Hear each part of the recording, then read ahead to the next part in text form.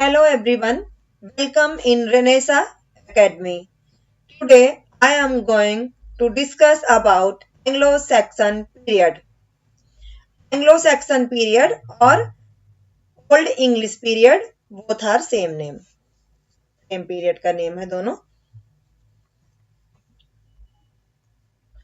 450 AD, 1066 AD. जैसा कि पिछले क्लास में हम लोगों ने पूरा 8 पार्ट में हिस्ट्री बांटे हैं. Anglo Saxon period, middle English, Renaissance, neo classical etcetera, जो 8 पीरियड हमने बांटे मॉडर्न पीरियड तक, उसकी टाइमलाइन देखी, इंट्रो देखा. अब हम एक एक पीरियड का पूरा समरी जानेंगे, ओवरऑल एक व्यू देखेंगे और एग्जाम पॉइंट ऑफ व्यू से एक एक लाइन में वन लाइनर फॉर्म में पूरी हिस्ट्री को जानेंगे. जो एग्जाम पॉइंट ऑफ व्यू से इंपॉर्टेंट है, वन लाइनर आप देख सकते हैं स्क्रीन पे. देखिए यहाँ पे लिखा है सेल्ट्स, ब्रिटोन्स, ऐसे इस तरह से पूरे फॉर्म में आपको वन लाइनर फॉर्म में पूरी हिस्ट्री मिलेगी. साथ ही साथ आपको पूरा समझाया जाएगा, आपको रटने की जरूरत नहीं है. जो वन लाइनर फॉर्म मिलेगा एक तरह से क्वेश्चन है, समझ लीजिए आपके लिए एग्जाम पॉइंट ऑफ व्यू से, वो तो मिलेगा ही. टोटल हिस्ट्री भी समझाई जाएगी. Let's begin. Celts, Britons, Brythons, or else were the original inhabitants of Britain. एक समरी पहले हम आपको बता देते हैं. ब्रिटेन में जो सेल्ट्स, इनको ब्रिटोन्स भी, ब्राइथोन्स और वेल्स कहा जा रहा है, वहां के ओरिजिनल इनहेबिटेंट्स हैं. अब इनके ब्रिटेन पर बहुत बार आक्रमण होता है, लोग कब्जा करते हैं. जैसे पहले रोमन आ गए, रोमन के बाद फिर रोमन चले जाते हैं अपने देश की सुरक्षा के लिए, बीच में कुछ दिक्कत आ जाती है, वो सब आगे हम पढ़ेंगे. इसके बाद इसके बाद जूट्स, सैक्सन, एंग्लो, ये सब आ जाते हैं. इसी बीच वाइकिंग आ जाते हैं. इस तरह से आते आते नॉर्मन लास्ट में आते हैं. इस तरह से पूरे एंग्लो सैक्सन पीरियड की इंग्लिश मिक्सअप हो जाती है, सब लैंग्वेज का इफेक्ट पड़ जाता है. एंड में एकदम एंड जब होता है इस पीरियड का, तो वहां नॉर्मन्स आते हैं, फ्रेंच से आते हैं, नॉर्मंडी से. वहीं पे इस पीरियड का एंड होगा, मिडिल इंग्लिश आपकी शुरू होगी.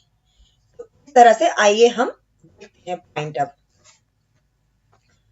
जैसा कि फर्स्ट पॉइंट है, सेल्ट्स, ब्रिटोन्स, ब्राइथोन्स और Wales were the original inhabitants of Britain.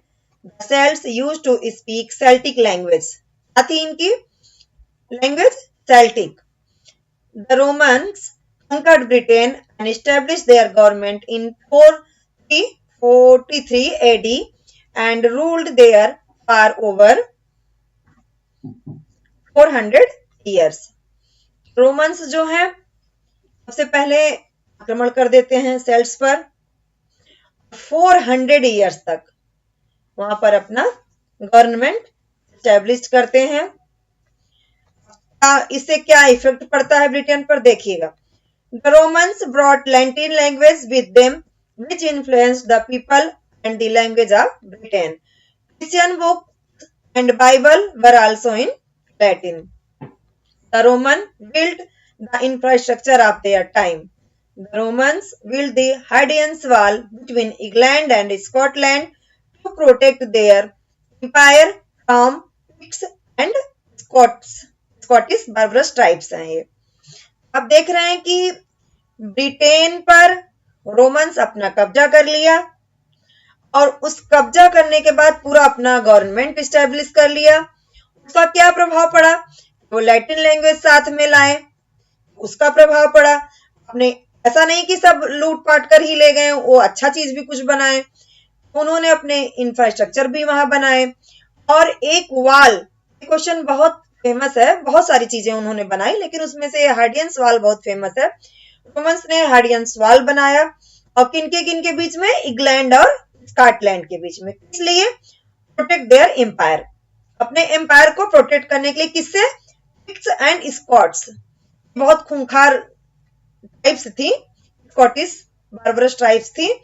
इसे सेफ्टी के लिए इन रोमन्स ने क्या बनाया? गाइडेंस वाल बनाया। यहां तक आपका पॉइंट, एग्जाम पॉइंट आपसे सारा इंपॉर्टेंट है। नेक्स्ट देखते हैं।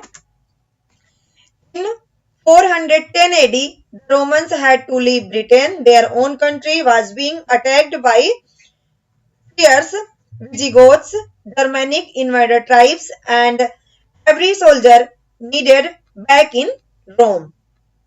अब आप यहाँ पे देख रहे हैं कि उस दिन तो रोमन्स रहे ब्रिटेन में।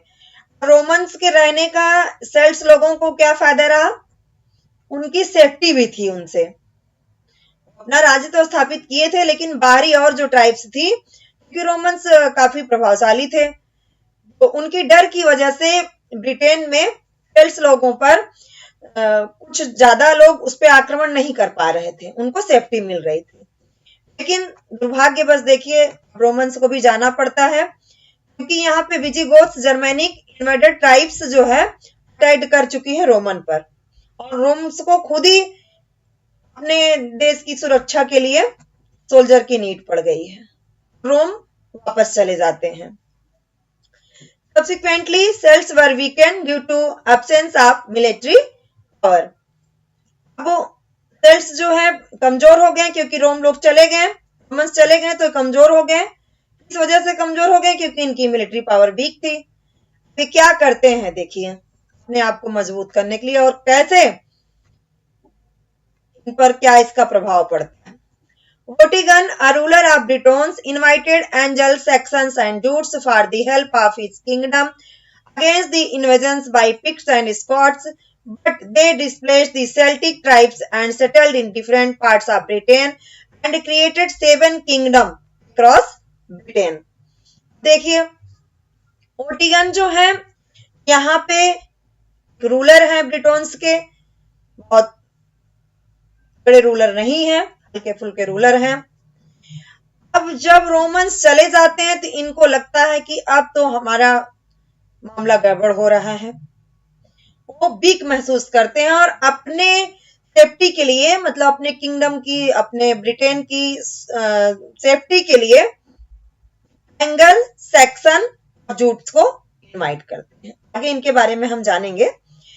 इनको इनवाइट करते हैं।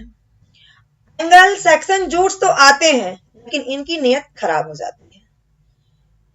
बेचारे वोटिगन तो सेफ्टी के लिए इनवाइट करते हैं, लेकिन लोग खुद आके यहाँ पे अपना प्रभुत्व जमा लेते हैं और इन सेल्ट्स को स्कैटर्ड कर देते हैं और अपना राज्य स्थापित कर लेते हैं।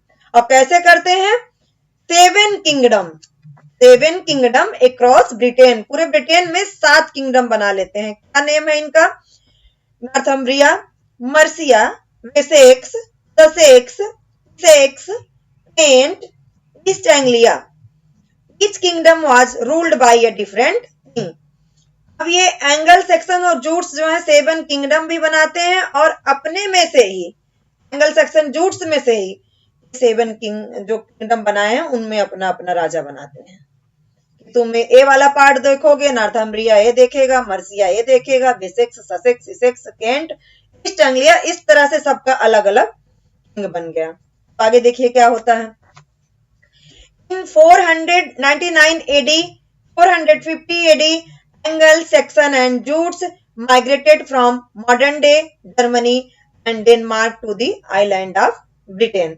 ये एंगल, सेक्सन और जूट्स का इंट्रो यहाँ पे है एग्जाम पॉइंट ऑफ व्यू से। अब आप देखिए, the sections came from old Saxony. Section कहाँ से आते हैं? ओल्ड सैक्सोनी से। कहाँ पे है? नॉर्दर्न जर्मनी में। द एंगल्स फ्रॉम एंग्लिया, भी कहाँ है? Northern Germany.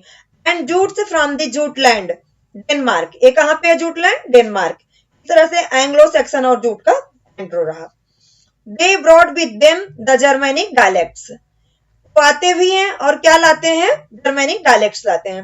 डायलेक्ट्स क्या होता है? जो लोकल लैंग्वेज होती है उसको हम डायलेक्ट्स बोलते हैं, जो किसी भी रीजन की जो लैंग्वेज होती है। which are now to a great extent similar to modern German. आगे ये कह रहे हैं कि जो मॉडर्न इस समय जर्मन में लैंग्वेज बोली जाती है, जो उस समय अपने साथ ये लोग लाए थे, और जर्मनी डायलेक्ट्स काफी मिलती जुलती है। Anglo and section were stronger then Jutes.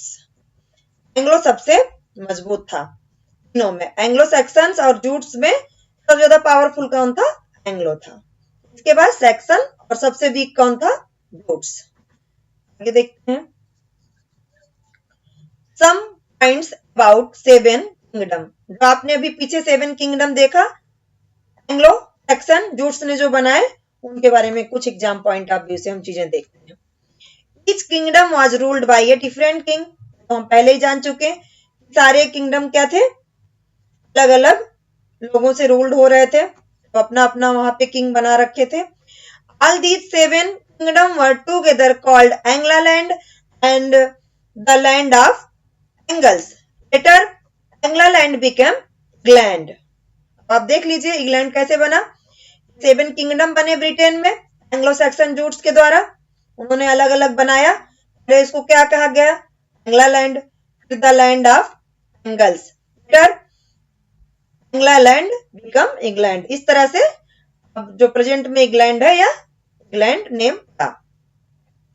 Now the language they spoke was English और English which later came to be known as English। सबसे पहले जब वो लोग जो लैंग्वेज बोले उसको क्या कहा गया? एंग्लिश, फिर एंग्लिश, अब वर्तमान में प्रेजेंट टाइम में इंग्लिश।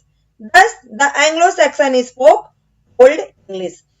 एंग्लो सैक्सन थे वो क्या बोलते थे? इस तरह से क्या बोलते थे? ओल्ड इंग्लिश थी, अभी न्यू इंग्लिश नहीं आई है पूरी तरह से प्रॉपर इंग्लिश।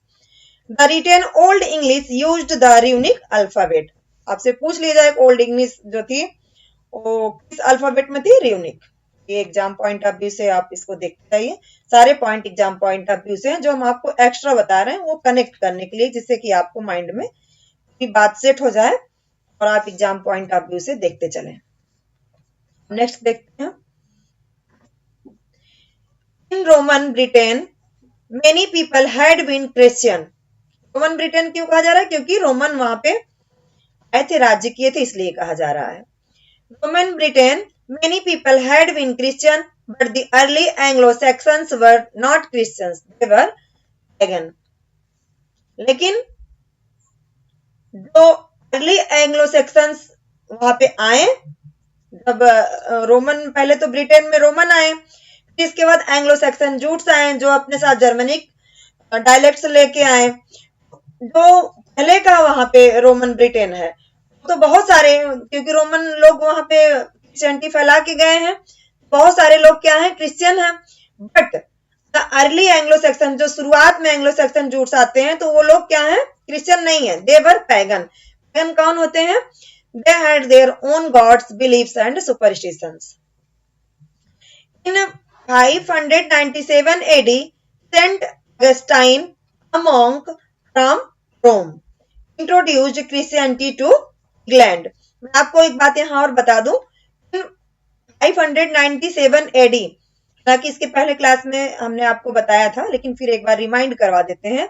एडी मीन्स क्या होता है? एडी का मीन्स होता है after the birth of Jesus Christ. तो आप कहेंगे ए अलग लिखा है, डी अलग लिखा है, तो मैच नहीं कर रहा है शॉर्ट फॉर्म को अगर हम एक्सपेंड कर रहे हैं तो। इसका मतलब ये लैटिन से लिया गया है। ए से मतलब हुआ एनो, डी से मतलब हुआ डोमिनी, जिसका लैटिन फ्रेज का मीनिंग होता है after the birth of Jesus Christ. इस तरह से इसका फुल फॉर्म और मीनिंग है। Saint Augustine set up his headquarters in Northumbria and preached Christianity. अब देखिए सेंट अगस्टाइन आ गए हैं और ये अपना हेडक्वार्टर्स नॉर्थम्ब्रिया में सेट कर लिए हैं और वहीं से क्रिश्चियनिटी की शिक्षा, धर्म प्रचार प्रसार अपना कर रहे हैं। The Anglo-Saxons of England were gradually and peacefully converted to Christianity in the 7th century. Anglo Saxons क्या हो जाते हैं? शुरू में तो पैगन थे, लेकिन अब क्या हो जा रहे हैं? धीरे धीरे शांत पूर्वक ढंग से अब ये क्रिश्चियनिटी में कन्वर्ट हो जा रहे हैं। ठीक है, एक सेकेंड, कुछ स्लाइड में प्रॉब्लम आ गई।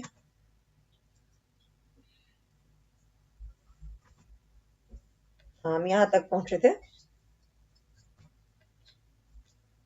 यहां तक। The Anglo Saxons of England were gradually and peacefully converted to Christianity in the 7th century.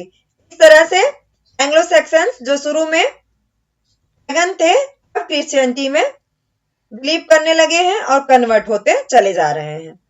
अब आप आगे देखिए, the kingdom of Kent was the first to convert in Christianity। जैसा कि एंग्लो सैक्सन जूट्स ने अपने 7 किंगडम बनाए थे, उस 7 में से सबसे पहले जो केंट नाम का किंगडम था, वो सबसे पहले कन्वर्ट होता है क्रिश्चियनिटी में। आपसे क्वेश्चन पूछ लिया जाए, जो 7 किंगडम एंग्लो सैक्सन जूट्स ने बनाए थे, उसमें कौन सा किंगडम ऐसा था जो सबसे पहले कन्वर्ट हुआ था क्रिश्चियनिटी में, तो आप आंसर क्या देंगे? Kent. Okay. Next, in 793 AD, Viking traders and settlers, mainly from Scandinavia, Norway, Denmark and Sweden, targeted the British Isles। अब आप देखिए, रोमन्स आए। रोमन्स जब चले गए अपने कंट्री की सेफ्टी के लिए, फिर इसके बाद कौन आया? क्या इनवाइटेड किया गया? किनको? एंग्लो सैक्सन और जूट्स को, जो दो वहां पे और स्कॉट्स बारबरस ट्राइब्स थी, उनसे बचने के लिए उनको इनवाइट किया गया। तो ये तो इतने लोग तो आ ही चुके हैं already, Romans, Anglo Saxon Jutes आ चुके हैं। अब इसी बीच वाइकिंग नाम का एक आक्रमणकारी संगठन है पूरा, ये आ जाते हैं। तो ये फिर अटैक कर देते हैं, ब्रिटिश आइल्स को क्या कर लेते हैं? टारगेट कर लेते हैं। हालांकि जो वाइकिंग रेडर्स आते हैं, इनका शुरू में सिर्फ लूटपाट का उद्देश्य रहता है, लेकिन इनकी भी बाद में नियत खराब हो जाती, ये लोग भी सेट होने के लिए सोचने लगते हैं। आइए हम देखते हैं कैसे। They were known for their surprise attacks and brutal tactics। सब वाइकिंग के बारे में बात हो रही है। They launched invasions, plundered settlements and established their own territories। These Viking invasions led to the establishment of the Danelaw। अब यहां देख लीजिए, पहले तो ये आते हैं कि लूटपाट करेंगे चले जाएंगे, लेकिन यहाँ पे डैनलो नाम का एक रीजन है अपना बना लेते हैं। A region England where Viking law and custom dominated. अब डैनलो नाम के जो रीजन है, उस पे वाइकिंग का लॉ एंड कस्टम डोमिनेट हो जाता है। Danelaw was created by treaties signed by Alfred the Great 871-899 AD of Essex and the Viking warlord Guthrum।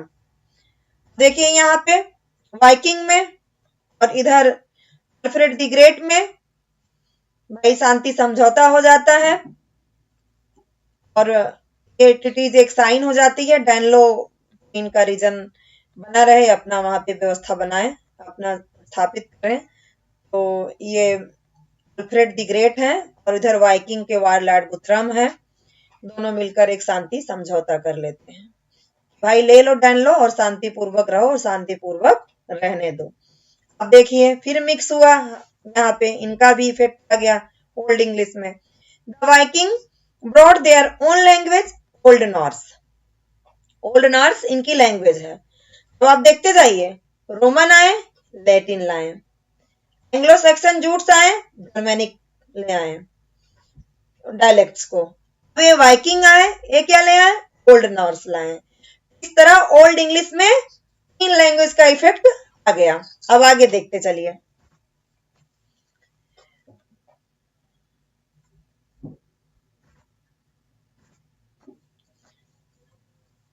On 14 October 1066, the Battle of Hastings was fought between the Norman French army of William I, the Duke of Normandy, and an English army under the last Anglo-Saxon king Harold Godwin। Very important, very most important question यहां से बनता है, लगभग कई बार पूछा गया है कि बैटल ऑफ हेस्टिंग्स किसके किसके बीच हुआ था? तो आपको देखना है the Norman French army of William first, the Duke of Normandy and an English army under the last Anglo-Saxon king Harold Godwin. William first, the Duke of Normandy और Harold Godwin के बीच बैटल ऑफ हेस्टिंग्स हुआ था। ये बहुत famous घटना रही। अब यहीं से आपको पूरी हिस्ट्री समझते हुए मिडिल पीरियड में कनेक्ट हो जाएंगे आप। अगर आप इस पॉइंट को आप समझ लिए तो मिडिल इंग्लिश यहीं से अब कनेक्ट होने वाली है, अभी हुई नहीं है, यहीं से कनेक्ट हो जाएगी। बैटल ऑफ हेस्टिंग्स होगा, इसी के इंड, अब यहीं पे इंड हो रहा है ओल्ड इंग्लिश का, अब मिडिल इंग्लिश की शुरुआत होने वाली है। आप देखते जाइए। King Harold was defeated and killed in this battle. King Harold जो है लास्ट एंग्लो सैक्सन किंग है, इनका डिफीटेड हो जाते हैं और ये बैटल का एंड हो जाता है, बैटल ऑफ हेस्टिंग्स का। Thus, the death of Harold marked the end of the Anglo-Saxon era in England. Anglo-Saxon era का अंत हो गया। William first was crowned and called William the Conqueror. जो जीता वही सिकंदर। विलियम फर्स्ट जीत जाते हैं और इनको क्या कहा जाने लगता है? विलियम दी कनकरर।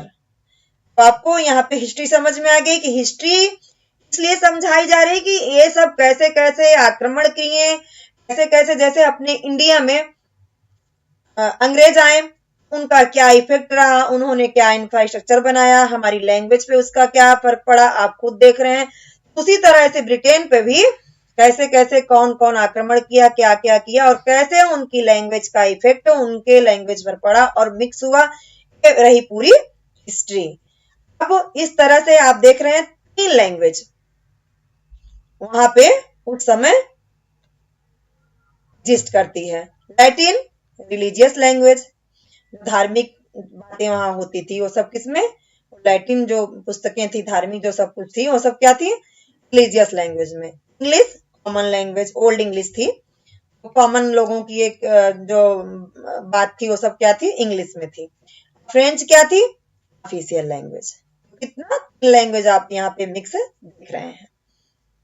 आगे की बात जानते हैं। आपको यहाँ बहुत ध्यान देना है कि सम की facts about Anglo Saxon literature. हम लिटरेचर के पॉइंट ऑफ व्यू से पहुंच चुके हैं कि हमको कुछ लिटरेचर के बारे में, उस समय कैसा था लिटरेचर, लिटरेचर के बारे में बहुत कुछ खास, मतलब एकदम बढ़िया स्पेशल नहीं मिलता है, क्योंकि जो एंग्लो सैक्सन पीरियड था उस समय लड़ने में, युद्ध में, इन सब बातों में ज्यादा जोर देते थे लोग, बहुत पढ़ने पढ़ाने में विश्वास नहीं करते थे उस समय, तो बहुत ज्यादा इफेक्ट नहीं रहा। लेकिन हाँ, ओरल फॉर्म में कुछ चीजें मिली हुई है, मैन्युस्क्रिप्ट मिली हुई है, मैं उसके बारे में देखते हैं क्या इंपॉर्टेंट है।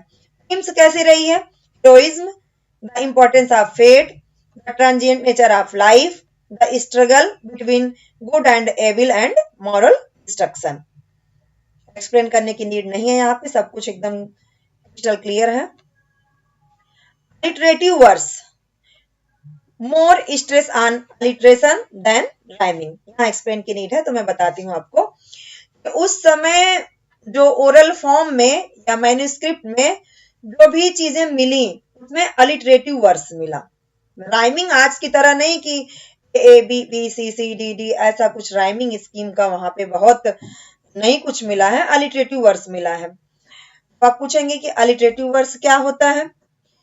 आप लिटरेरी टर्म की क्लास सब देखेंगे तो आपको एकदम क्लियर हो जाएगा, लेकिन मैं थोड़ा सा यहाँ पे आपको बता दे रही हूँ कि जैसे हम बोलते हैं कि चारु चंद्र की चंचल किरणें, चारु चंद्र चंचल, यहाँ पे चा से शुरू हो रहा है, एक ही शब्द का शुरुआत में क्या हो रहा है? एक ही व्यंजन का रिपीटेशन हो रहा है। तो इस तरह से ये क्या है? अलिटरेटिव वर्स है। Okay. Oral tradition, literature was deeply in oral tradition, हमने पहले भी आपको बता दिया। With story tellers, poets and birds. Birds कौन होते हैं? जो लोग वही दरबार वगैरह में गाते हैं। Passing down the tales through generations, एक जनरेशन से दूसरे जनरेशन में। जैसे आज भी हम लोग कुछ गीत सुनते हैं बहुत पहले के, हमें पता ही नहीं होता है कि वो कौन लिखा है, क्या किया है, ओरल फॉर्म में ही आजकल लोकल गीत जो होते हैं, कुछ लोकगीत वगैरह हैं जो ओरल फॉर्म में कई ट्रेडिशन से चले आ रहे हैं, तो उसी तरह उनके यहाँ भी ओरल फॉर्म में कुछ चीजें मिलती हैं। Songs of wars, agriculture, love, festivals and funerals। Poetry कैसे रही? हीरोइक पोएट्री अबाउट वार्स, इसका एक मोस्ट इंपॉर्टेंट एग्जांपल है, वेरी वेरी इंपॉर्टेंट, बीवुल्फ। बीवुल्फ के बारे में जान लेते हैं। बीवुल्फ क्या है? The national poem of England. Very good. क्या है? बीवुल्फ क्या है? नेशनल पोएम है, कहाँ की? इंग्लैंड की। And old English, old English में है the first English epic. Old English में कैसा है? फर्स्ट इंग्लिश एपिक है। The oldest surviving long poem in old English, consisting of 3182 alliterative lines. Wow, बहुत ग्रेट वर्क किया था जो भी रहे। दुर्भाग्य है कि हम जानते नहीं इनके राइटर कौन है। बीवुल्फ 3182 लाइन्स भी अलिटरेटिव फॉर्म में लिखना अपने आप में ही बड़ी बात रही उस समय। सल्यूट करते हैं उस राइटर को, जो भी रहे हों। बेस्ड बीवुल्फ क्या है? Based on the story of A monster. एक मॉन्स्टर है ग्रेंडेल एंड ए किंग, और एक किंग है होर्थगर। बीवुल्फ जो है ये मॉन्स्टर, ग्रेंडल और किंग होर्थर के बारे में उस पर आधारित स्टोरी है, एपिक है ये। बीवुल्फ इज द मेन कैरेक्टर। बीवुल्फ क्या है? यहाँ पे मेन कैरेक्टर है and hero of this epic poem. और बीवुल्फ जो नेम है, टाइटल नेम है, यही मेन कैरेक्टर है और यही हीरो भी है इस पोएम का। सर्वाइव्स इन मैन्युस्क्रिप्ट, उस समय कुछ मैन्युस्क्रिप्ट मिली। मैन्युस्क्रिप्ट क्या होती है? जो हाथ से लिखी हो, कुछ किसी पे लिखी गई हैं या किसी एनिमल्स की खाल वगैरह पे ऐसी चीजें मिली हैं, उनको उस पर हाथ से किसी ना किसी विधि से लिखा गया है। कोई वैसा प्रिंटेड वर्क नहीं होता है, हाथ से लिखा, कुछ कुल मिलाकर हस्तलिखित। सर्वाइव्स इन मैन्युस्क्रिप्ट नोबेल कोडेक्स, कुछ मैन्युस्क्रिप्ट मिली भी हैं, उसमें 3-4 तरह की हम आगे आपको बताएंगे भी। तो ये नोबेल कोडेक्स में बीवुल्फ का मिलता है, जो भी उनके बारे में स्टोरी एपिक है वो इसी नोबेल कोडेक्स में मिलता है। अब जैसा कि पहले भी बता दिए कि इसका बीवुल्फ के जो राइटर हैं एनोनिमस हैं, उनके राइटर के बारे में नहीं पता है। और ये यूनिक अल्फाबेट में लिखी गई है, बट इन ओल्ड इंग्लिश, और ओल्ड इंग्लिश में है। रिलीजियस पोएट्री में देख लेते हैं क्या रहा उस समय लिटरेचर में। Caedmon's hymn, the first poem in English literature. आपने भाई पीछे देखा बीवुल्फ को first epic poem English literature. अब ये क्या है? कैडमन्स हिम रिलीजियस पोएट्री है और ये first poem in English literature. वो तो ओल्ड इंग्लिश में थी और ये इंग्लिश लिटरेचर में यहाँ पे मिल रही है। ओल्ड इंग्लिश की बात की जाए तो बीवुल्फ, इंग्लिश लिटरेचर की बात की जाए प्रॉपर तो कैडमन्स हिम। अब देख लेते हैं कि एंग्लो सैक्सन पीरियड के पोएट्स कौन कौन इंपॉर्टेंट थे। कैडमन, जो अभी आप यहाँ देख रहे हैं, Caedmon's hymn the first English poet. Beowulf के बारे में पता ही नहीं चला कौन लिखा है, इस तरह से कैडमन क्या हुए? द फर्स्ट इंग्लिश पोएट हुए।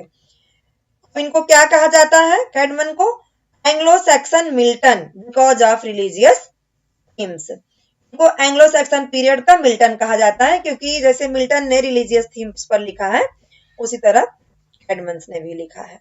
एक और उस समय इंपॉर्टेंट राइटर रहे हैं सेंट बीड, मॉन्क भी थे और हिस्टोरियन भी थे। वो क्या कहा जाता है? The father of English learning. Saint Bede को क्या कहा जाता है? The father of English learning. उनका सबसे इंपॉर्टेंट वर्क रहा, इसका नेम जानना बहुत जरूरी है एग्जाम पॉइंट ऑफ व्यू से। सेंट बीड ने क्या लिखा? Wrote ecclesiastical history of the English people. अब एक नोट है, आप नीचे देख लीजिए। We find many records about the Anglo-Saxon period from ecclesiastical history of the English people। जो सेंट बीड ने जो वर्क लिखा है, यहाँ से हम बहुत सारे रिकॉर्ड एंग्लो सैक्सन पीरियड के बारे में पाते हैं। विर्जिनिया वुल्फ है एक राइटर, उनका दो फेमस वर्क यहाँ पे है, द क्राइस्ट, जूलियाना। इनके बारे में जान लेते हैं कि क्या इंपॉर्टेंट रहा इनके बारे में एग्जाम पॉइंट ऑफ व्यू से। The first poet to sign his poetry, पहले पोएट हैं जिन्होंने अपनी पोएट्री भी लिखी और नीचे साइन भी अपनी करते चले गए। जो जो पोएट्री इन्होंने लिखा सबसे पहले यहीं पे साइन मिली। First poet to sign his poetry, अब इनके पोएट्री में साइन हुई मिली, तो फर्स्ट पोएट है जिन्होंने अपनी पोएट्री लिखने के बाद साइन किया है। टोटल नंबर है फिर साइन पोएम्स आर 4 पोएम्स मिली हैं। अब आइए जानते हैं एंग्लो सैक्सन पीरियड के अप्रोच के बारे में और यहाँ के सबसे famous writer Alfred the great. और अल्फ्रेड द ग्रेट क्या है? The glorious king of Wessex हैं। उन्होंने क्या क्या किया है देख लेते हैं। Translated A number of Latin chronicles into English pros, ये है। ट्रांसलेटेड बीट्स हिस्ट्री, जो 6 बुक मिली अभी, उसको इन्होंने क्या किया? ट्रांसलेट किया किसमें? किस समय? एंग्लो सैक्सन पीरियड में इन्होंने ट्रांसलेट किया बीट्स की हिस्ट्री को। फाउंडेड, इन्होंने फर्स्ट इंग्लिश पब्लिक स्कूल का फाउंडेशन किया। द 4, अब देखते हैं जो अभी हम लोगों ने एक देखा कि वुल्फ मैन्युस्क्रिप्ट में मिली है, तो उसी 4 हम आपको मैन्युस्क्रिप्ट के बारे में बताते हैं इस समय जो मिली हुई हैं। The 4 major manuscript of the old English period, old English period में 4 मैन्युस्क्रिप्ट इंपॉर्टेंट है, आप जान लीजिए। The Exeter book, the Junius manuscript, the Vercelli book, the Nowell codex or the Beowulf manuscript. ये जो अभी पीछे हम पढ़े थे उसके बारे में है। ये अभी जो हम पीछे पढ़े थे यहाँ पे द नोबेल कोडेक्स, इसको इसी में ब्यूल्फ लिखी हुई है इसी मैन्युस्क्रिप्ट में, तो इसलिए इसको द ब्यूल्फ मैन्युस्क्रिप्ट भी कहते हैं। Thanks for watching.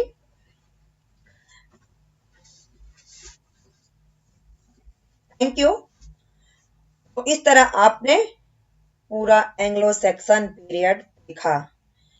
Anglo Saxon period में कैसे ओल्ड इंग्लिश पर एक एक लोगों का प्रभाव पड़ा। रोमन्स आए, एंग्लो सैक्सन जूट्स आए, वाइकिंग आए, फिर नॉर्मंडी से लोग आए। इस तरह से पूरी एंग्लो सैक्सन पीरियड पर कैसे इंग्लिश मिक्स होती चली गई उसका हमने पूरा हिस्ट्री जाना, उसके लिटरेचर के बारे में इंपॉर्टेंट पॉइंट जाना। इस तरह से हमारा एंग्लो सैक्सन पीरियड कंप्लीट हुआ। हम नेक्स्ट क्लास में क्या पढ़ेंगे? Middle English period. Thank you.